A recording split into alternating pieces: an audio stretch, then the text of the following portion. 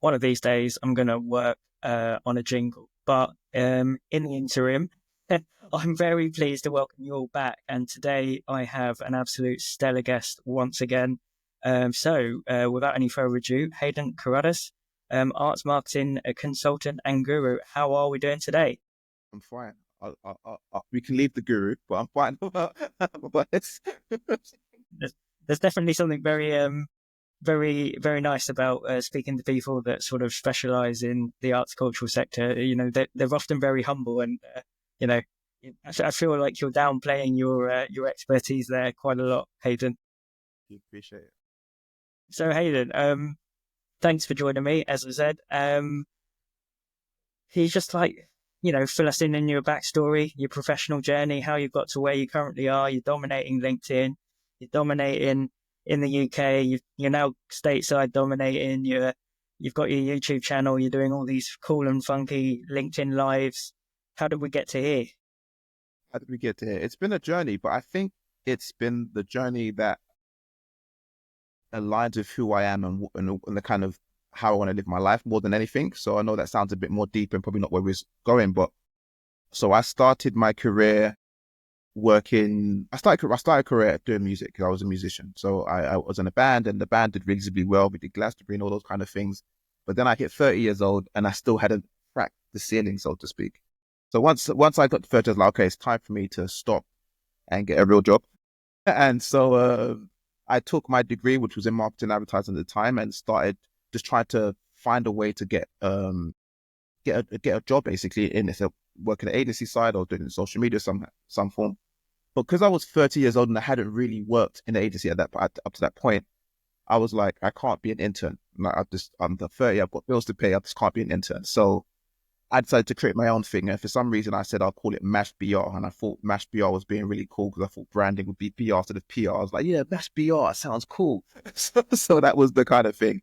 One thing led to another. I started to work with a few musician friends I worked with, and I used to do social media for my band, so that kind of helped. And I started to do a few events and stuff like that. And eventually, I ended up reaching out to someone I'd worked with at an agency called Tribe. And I said, okay, I looked at your social media, and I think I could help you with your social media. At the point, she basically said no, and I just said, oh no. But not in a bad no. She basically said, no, we can't do it because we've just hired someone. I wish you came to me a little bit earlier. No problem. 3 months rolled on, and 3 months later, she came back to me and said, you know what, the person we hired isn't that great.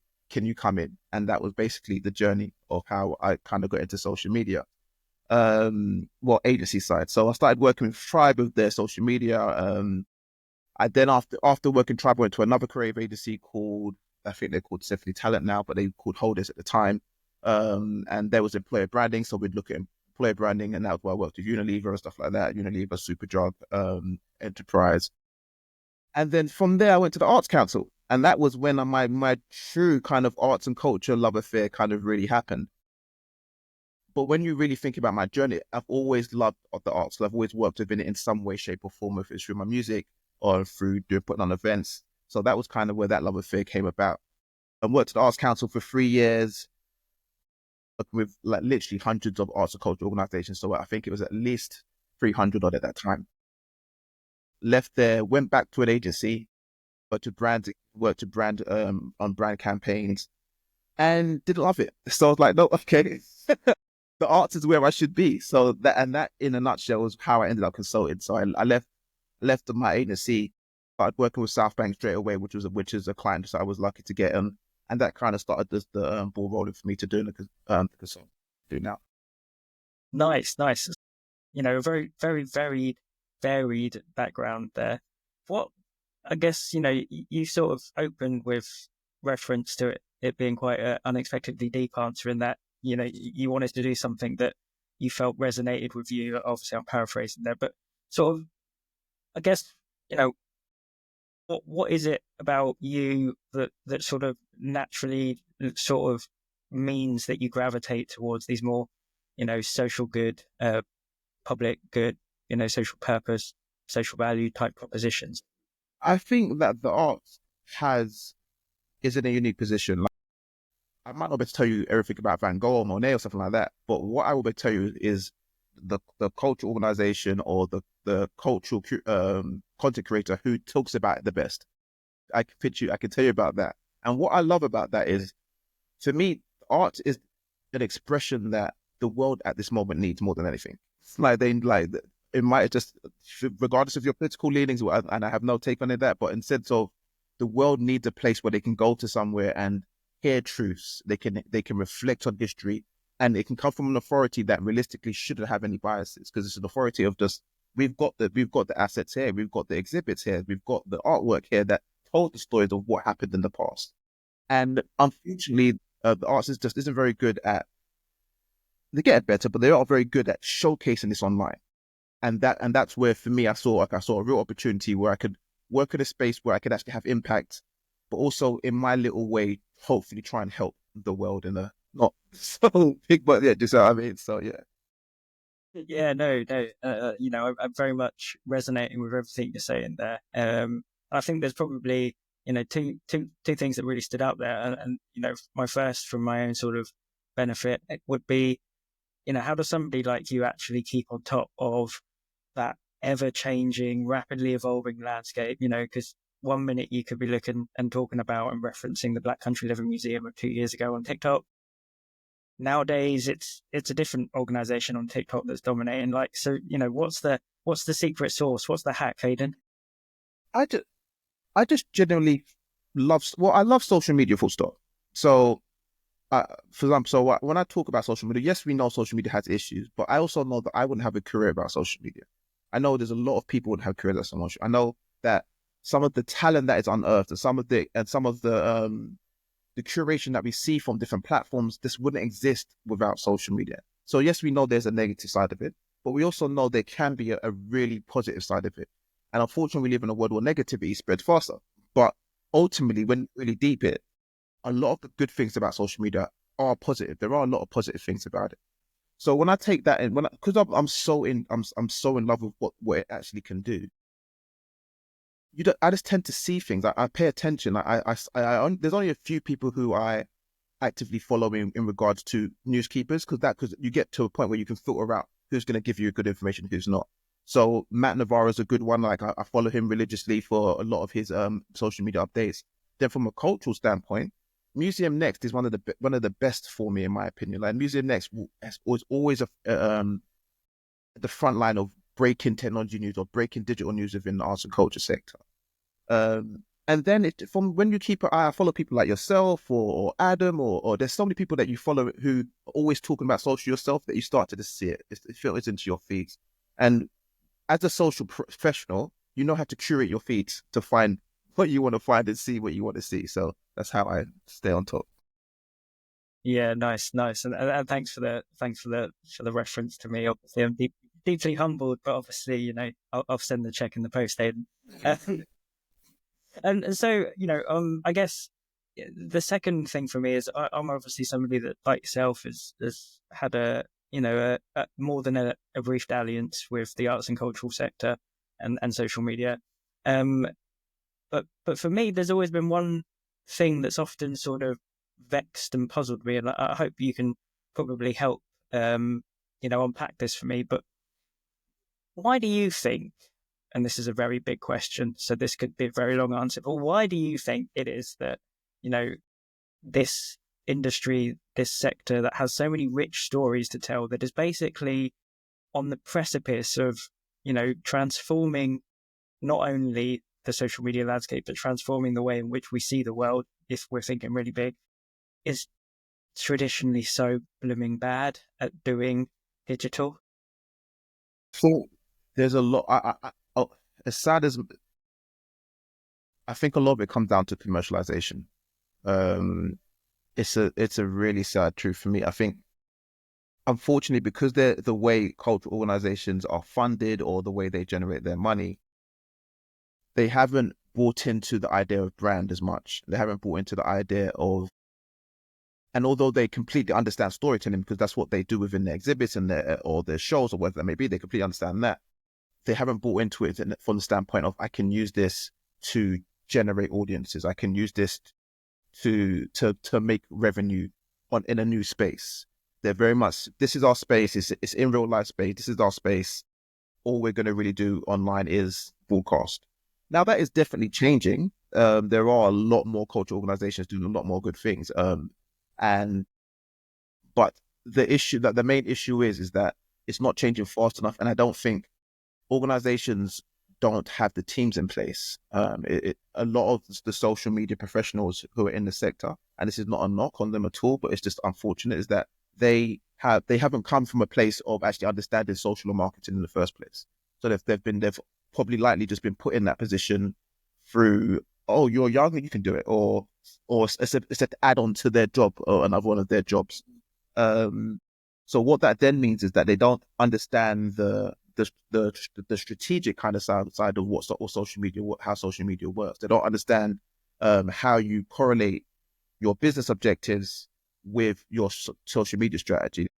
That connection is not always obvious to them because that's not their background. Their background is they're a curator, or their background is they came here to work in the museum, or that's not, and that's not their fault. But that's how it's turned out. What you will find in what I've started to find in the US is that, especially the larger organizations, their marketing teams are taken from brands. So you'll see heads of digital, and they'll work for an established big brand. And so you're starting to see the bigger organizations. So like, for example, like the Brooklyn Museum, they do really cool brand partnerships. So you'll see the South Bank Center now who are starting to really build a really cool team over there. So they're doing really good social media and really thinking about the stories they're telling now. And I think that the more success we get from that, the more the sector will embrace it. But unfortunately, the sector is very much, if I can't see an exact example as to what I've done, it just seems to be blinkers for them, unfortunately. So the more we start to see success stories, and that's one of the reasons why I share so much, because I want people to see, look, there's great stuff happening. Look, you can do this as well. So Yeah, no, for sure. And on that sort of, strategic side, and that sort of, seeming tension, maybe tension too strong, but, sort of putting you on the spot slightly, and this isn't in any way a sort of meant to be a deliberately difficult question, but sort of how does the sector, from your perspective, begin to combat those issues? I think they're starting to. Like I said, I think there is a change. I remember speaking to, where did Cloud used to work? He was a director. He was a social the market director at a cultural organization in America. And I remember speaking to him. I did interview him maybe this time last year, or maybe slightly earlier. And he said to me, the one thing I don't like is that I don't know where I can find other social or digital pros, people who like actually really understand it. And then, again, respectfully, not just people who have just been put in the place, but people who actually, I don't know where I can find those people. And when he said that, that was a turning point. We say, well, I know quite a few of them, so therefore, why can't we just start championing them and to start really getting people's names out there so that people can see there's really good professionals out there. And my belief behind that as well, the more that people see there's good professionals out there, I also believe that means that the more people get hired, and the more people get hired, that means the more our worth will be. Well, therefore, people like yourself won't have to leave the sector because you're just not being remunerated enough to get what you deserve. Like, there's so many great social media professionals who leave the sector because they just don't feel like they're going to be able to achieve their career or their ambitions, which is fair. Um, and so the issue about trying to tackle that, I think, is just doing stuff like what you're doing now. Myself talking about content, stuff at Museum Next are doing. The people that then you got like the kind of leader people like Ashman. Ashman is who he kind of focuses on leadership as in that kind of that senior buy-in. So getting senior buy-in as well, because most social media strategies fail in the arts and culture sector is because there's no senior buy-in, there's no senior or there's no understanding of how the impact it can have. So when that happens, you just kind of hit a brick, just keep on hitting a brick wall. So those little things need to change, and there needs to be more communication about the success stories, and I'll keep pushing that. Yeah. No, please do, please do. And then in terms of the sort of American juxtaposition, in terms of that sort of, you're seeing more sort of, I guess, people working in sort of arts culture with, really strong brand backgrounds. How how is that changing the way that they're operating by comparison to what we do over here? I'll give you an example. So recently, Black County Living Museum, they did a brand partnership with IKEA. I thought that was brilliant. The reason I thought that was brilliant is because tell me another museum, small museum that you've heard of who are doing brand partnerships with like they're just not like so they did a brand country with IKEA where they had one of their so it's, of course an exhibit because obviously it's a live museum. So one of their shops they recreated that in the local IKEA, which I just thought was really cool. There wasn't enough attention around it from what I could see from within the sector. Bigger the cultural organizations, especially here, they do brand partnerships all the time and different brand partnerships that will allow people to understand a museum or find out about a cultural organization from a different space or from a different audience. The Tank Museum, as much as we always bang on about them, we bang on about them because they do things so well. So they're another good example of when they do online partnerships or when they do brand collaborations within the military world or with the gaming world because it aligns with what they're doing and it helps them reach new audiences. Um, so it's just about that understanding of how you talk internet lingo, how the horticulture organizations start to understand what the culture of the internet is. What does that look like, and how do we start to transmit that throughout our senior teams and throughout our social teams, so that they can start working with cool projects like doing brand partnerships. If you saw the latest Meta ad with Ray-Ban, they did it. There's the latest Meta ad, and they did that where they're in the art gallery and they're using the Ray-Bans to talk. For me, regardless of anyone's thoughts on Meta, if I'm in the arts and culture sector and I'm in a business who works with audio guides or visual guides or things of that nature, I'm tapping into Ray-Ban. I'm saying, how can we do a deal now? How can we think about partnerships here? Because this is something that if they've got a spotlight on that and they've just talked about the biggest sell of a banana ever, and they've done it on on that kind of scale. They did it on a Super Bowl ad and all sorts Yeah. with these horticulture culture organizations who are using AR or who are using glasses to in their. I'm banging on Ray-Ban's door like, how can we do a brand partnership? But we're just that commercialization isn't quite there yet, I don't think, or it's not widespread enough. Is that is that is that down to a lack of entrepreneurial thinking, or is it a more of a comment on maybe risk aversion to your mind? That's a good question. It's probably a combination of it all. And also, again, unfortunately, the smaller cultural organizations probably just don't have the teams or the setups to be able to do that. That's why I was so impressed with the IKEA because I was like, well, how did you even connect this? Especially if you're that's such a good connection for you as in a local community. I just thought that was a really cool thing to do. But this, unless you're the really big organizations in the UK, you're unlikely to have a brand marketing or a partnership team or within your organization. So it's again, it comes down to that kind of maybe there needs to be more education around that commercialization around building brand partnerships. And that's one of my next LinkedIn lives will be around brand partnerships because I really want to try and highlight that and just try and get people to think about how we can start thinking about brand partnerships in a way that makes sense to you and the same way it has to make sense to you within your with what you do on social as well. Yeah, no. I mean, I've always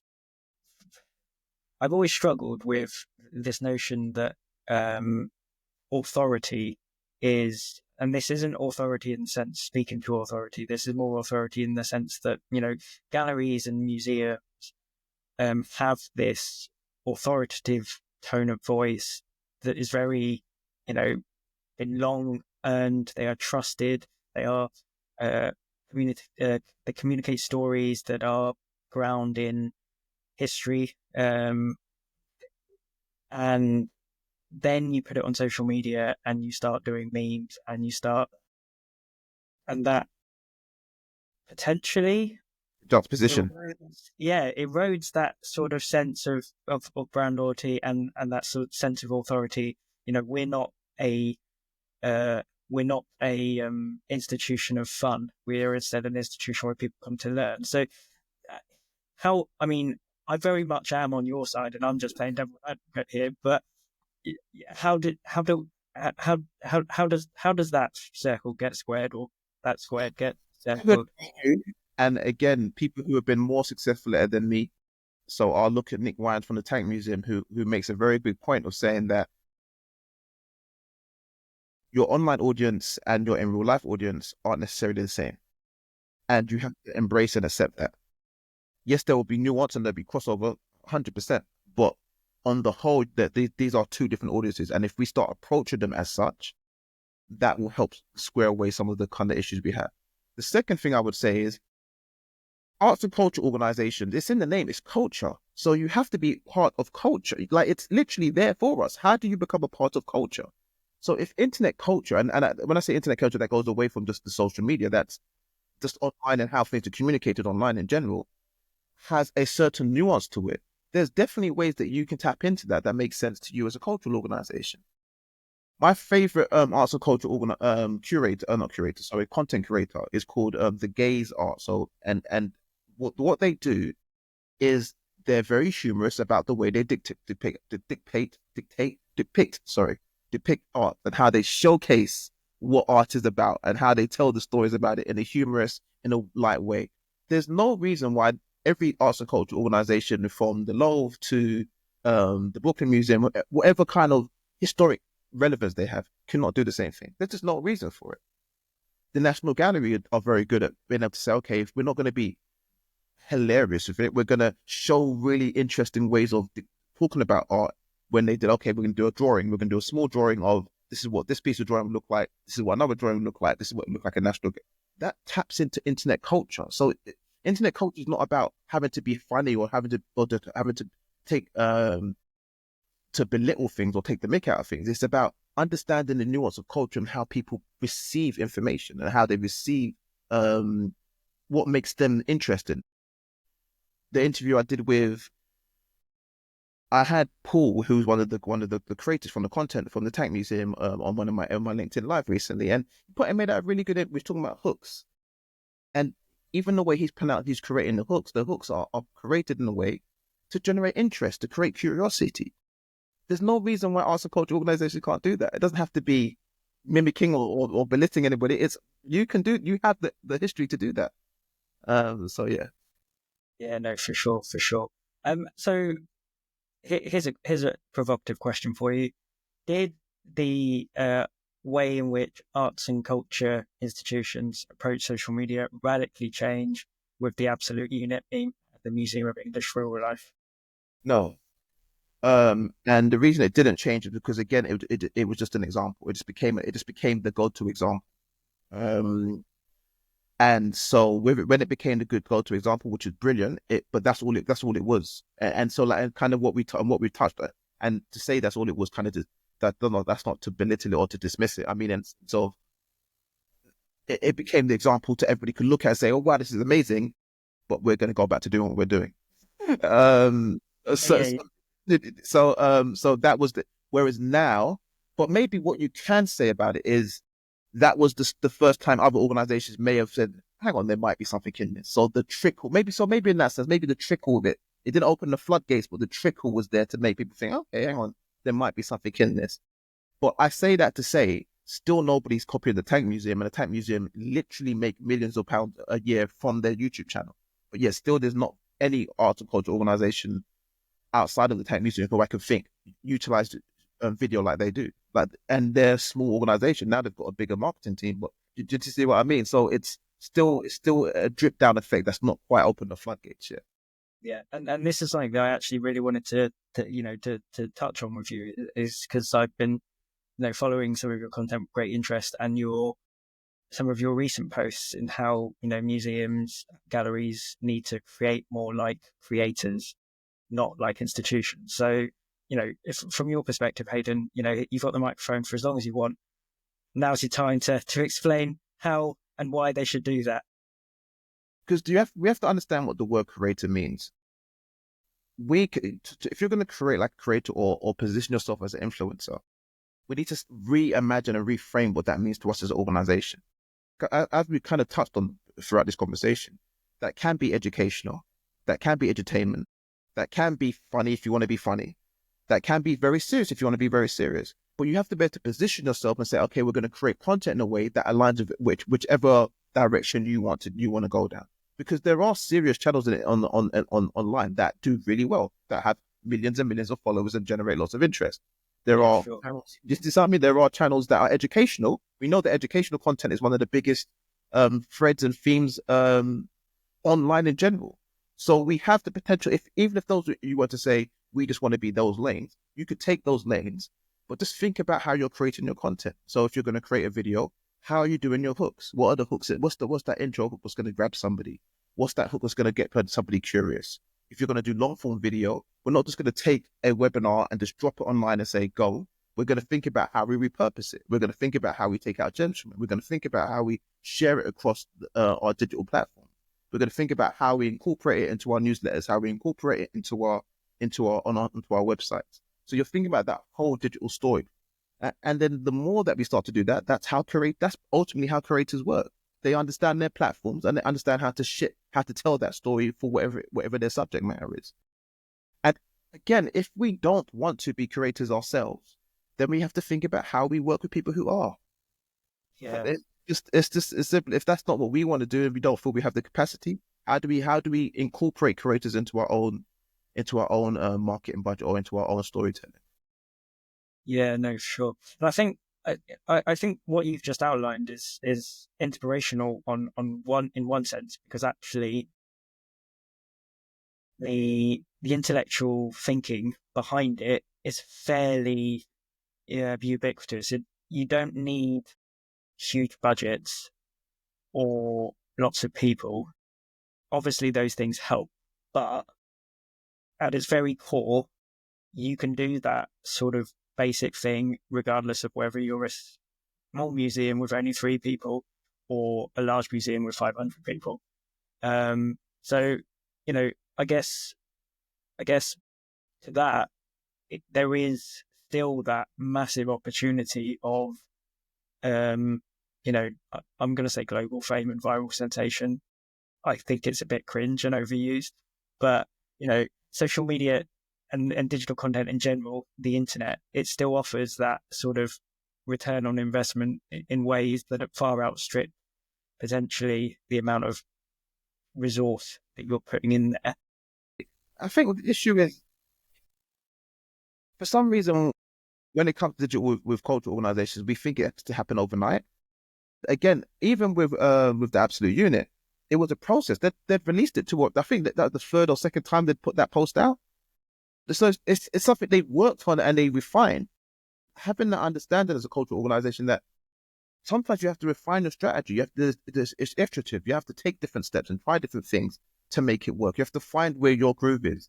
What are your internal resources that say, okay, we can work like this, and this platform best aligns with what we're trying to do and the audiences we're trying to reach. Instead of saying we're going to be on every platform, we're going to say, we're only going to really focus on LinkedIn and Instagram, just as an example. And so therefore, our Instagram, we're going to tell these kind of stories, and LinkedIn's going to be this type of story. But just really being really thoughtful and giving it time to actually achieve something. Like, social media is not a quick fix. So anybody who approaches it as a quick fix, it's not a quick fix. Unless there's big budgets and you're going to throw loads of money at it, it's not a quick fix. So therefore, you have to take your time, but have a clear idea of what you want to go with it. And I think if you do that, anything's possible. I don't have a big following. I've got 2,000 followers on LinkedIn. So it's not like I've got a big following. It's just that I can tell a story and I have in real life connections. So the combination of the both allows me to be to do conversations like this. So you don't have to have a big following to make something happen. It's about how you can tell the stories. Yeah, no, for sure, for sure. And I do sort of think, that it ties back to a theme that's been continuously running through this conversation, in the sense that, it is that sort of beautiful combination of a little bit of imaginative thinking, a little bit of entrepreneurialism, a sort of, I would even go as far as, a go get 'em can do attitude, like, so platforms like Riverside like this, Canva, CapCut, all of these things are really sort of beginning to level the playing field of the quality versus the need for technical knowledge. So in that sense, there's a lot of optimism. But I guess it's, having those thought leaders that are banging that drum, and in other in other organizations, industry sectors, it feels that some of those thought leaders are more outward and confident in projecting what they're doing and why. And I don't know whether it's just because everybody in the arts and cultural sector is so jaded with the day job that they don't have the energy to talk about the great work that they do, or whether there's a distinctive and peculiar sort of need to be humble that sort of overshadows us all. Have got any thoughts on that? Yeah, I again, I think it's a reframing. You talking about your work is just you managing your career reputation. It's just you. That's all. That's all personal branding is. Just you managing your career, your personal reputation. So therefore, you control the narrative of how people see you and how they perceive your work. And that is one of the biggest things that I think more cultural leaders need to do. And yeah, it's something that we need to retake our frame. So, for example, what's the young lady's name who used to be at Shakespeare's Globe? Fortunately, her name escapes me. She left the last person at Shakespeare's Globe did an incredible job. I can't remember. It's really annoying me that her name escapes. But she did an incredible job around a lot of her content went viral, and she did a lot of things with a lot of cool different. She approached social in a different way that they hadn't approached in a while, and it did really well. But as soon as she done really well, unfortunately, she left the sector because she just, I don't know her personally, so I don't know what the reason was, but she left the sector and went to Ada's. And for me, there needs to be more clear pathways for even people like yourself to be like, okay, I can do this, but I can also become a digital leader. I can become a senior leader who can help shape these storylines. And for me, those are some of the issues that we have within the sector is that there's no clear pathway to people who do want in social media to go. Where can they there go? And if you can't go nowhere, you then feel like, what am I talking about online in the first place? What do I have to share outside of, okay, I've done really well on this social media post, cool, but it's not going to take me anywhere. Yeah, no. And there's definitely something. It's definitely. I know this is a conversation with you, so I should be keeping stum for as long as possible. But that point of those defined progression routes in which you can nurture talent and in which the best talent can find a way to influence senior leadership. It almost seems perverse that in the 21st century, when we're talking about platforms that have been around for 20 plus years in some instances, that we're still don't have that sort of clearly defined route and structure of how your social media activity or your digital content strategy can really influence big change at leadership, and how you can nurture and help people progress. So we don't lose those sort of bright sparks and the good people. But I guess because there's that classic sort of your social media manager is actually going to be your next CMO and and that type of thing, which is obviously it's a cliche trope on LinkedIn, but there probably is a little bit. Yeah, exactly. Yeah. Her name's Um, Nyla. Her name's Nyla Barrett. There we go. It came back to Nyla me. Barrett. Yeah. I Because wish I could have interjected because I too was trying to rub it back in my mind and unfortunately was finding an empty cupboard. Okay, Grant. So there was another thing that I wanted to touch on, and this is following up on a very interesting conversation and post that I saw a couple of months ago. Blue Sky versus Threads. I've changed my mind slightly, but not for reasons of culture and mainly because of the moderation changes, should we say, that will be implemented on Meta's platforms. That was the very first time I'd ever. I've been so I'll be on sessions like this or on webinars, etc. And another thing that we find about sector culture, social media professionals is a lot of them don't actually like social media. So I've been on these kind of calls and people be like, yeah, social media is not a good thing. I don't think we should even be using it. And I'll be like, you talk like, of course we have to. With the meta moderation, that was the first time I was taken back and I was like, oh wow, I don't know how I could consciously recommend this at this point. and that's the time I've ever felt like that about social media in my life, like in all of my career. It really made me have to. I was really taken back by it, and I didn't know where to go because Meta's controls so much of social media. So for you to say that there potentially could it could potentially become like X as an example is that's too much. That would be I wouldn't even know where to begin with that because Facebook, Instagram, WhatsApp, that's too big of an ecosystem. And if they go down that path, the other platforms will follow as a natural occurrence of that, which would then make it just I wouldn't even know where to go with that. So with that being said, go on blue skies. Yeah. No, no, no. With that being said, it does make blue skies a lot more appealing to me. I've been doing a lot more research on it. I know there are um other types of apps trying to be made on the protocol on the servers. I know some people are trying to make them within Blue Sky itself, and some are within the ATP protocol itself. Like TikTok type apps and Instagram like apps that make them now.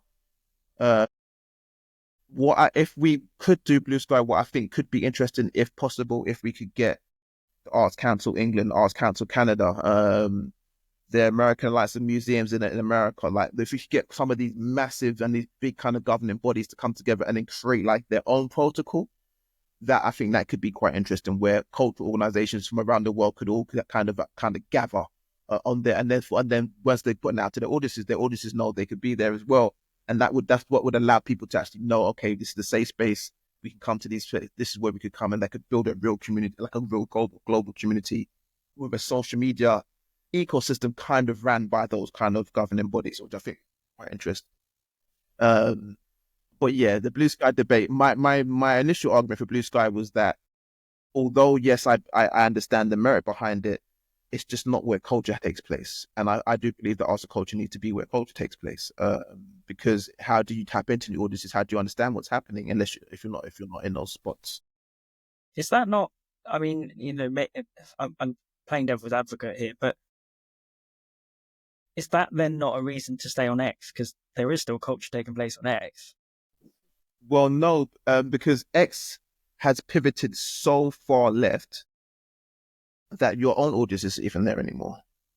Yeah, So yeah, if oh, so that's so if Threads became like X, then and your own audiences were leaving and brands were leaving, then it makes no sense. X is so culture happens on X now to an extent, but so many brands left X. So, do you see what I mean? So for me, that's interesting. Yeah. yeah. No, for sure. So, I guess we've covered quite a lot in a very short space of time, but sort of, for you, what's been some of the biggest challenges reflecting on your career to date? What a question. I'm trying to think of a politically nicer way to answer it. No, We can put in some bleeps if necessary. no, my I think my career has been of my own making. So when I go back to what I said at the beginning, I know without social media I wouldn't have a career. I know if I hadn't embraced it so much, um, I haven't done any of the traditional. So when I did my degree, social media wasn't a thing; it didn't exist. Also, I did a marketing advertising degree, and there was no such thing as social media when I did it. I've had to really embrace it and just kind of fall in love with it, and from that, it's allowed me to position myself as quote unquote expert within the space of it. From my understanding of social, one of the reasons, if I'm going to be completely honest, one, I like I said, I love the fact that arts and culture organizations are so willing to help each other. But two, I was also very aware of the fact that there wasn't many people like me within the arts and culture sector. So for me, that made sense. I was like, well, this is a space I can actually have some impact in, rather than me work within normal brands. There's a million people who do talk about social media and brand within the brand world. So that was another reason for me to say this is a good space for me to be in. Uh, and yeah, so far it's been fun. It's been fun. I've done some really cool things that I enjoy. And hopefully we can influence it more. So, do I take it that you look forward to the next 5, 10 years with positivity and not negativity, optimism rather than pessimism? From a digital standpoint, oh, it, I'm so tapped into politics that it makes if I'm honest with you, it makes it a difficult answer. But yes, listen, I hope I really hope that arts and culture organizations can find a way to, like I said, be the storytellers the world needs. Hopefully they don't give in to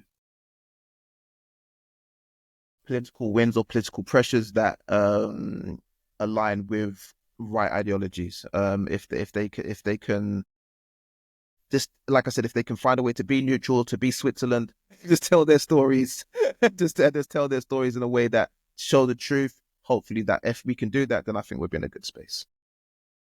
Nice, wonderful. Well, thank you very much, Hayden. Last thing for me to do, where can people find you? Where do you want people to follow you? Now's your chance to plug all of the important things. You can find me on my website, which is literally my name, haydencarrodus.com. And if not there, you can find me on LinkedIn again at Haydn Carrodus. Always happy to connect with anybody.